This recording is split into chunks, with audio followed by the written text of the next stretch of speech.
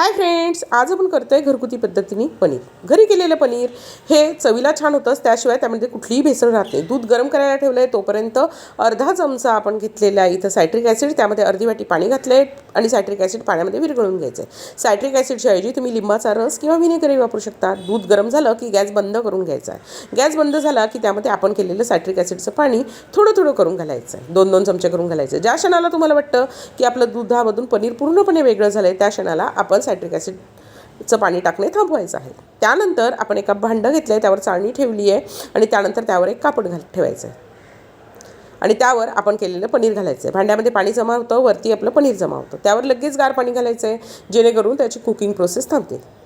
त्यानंतर त्याची एक पुडचुंडी बांधून घ्यायची, त्यावर एक प्लेट ठेवायची आहे आणि त्यावर वजन ठेवायचं आहे, ज्यामुळे काय होतं आपल्या पनीरच्या छान वड्या पडतात आणि 1 ते 1.5 तासानंतर आपलं पनीर छान सेट होतं आणि अशा तऱ्हेने तुम्ही घरच्या घरी पनीर करू शकता.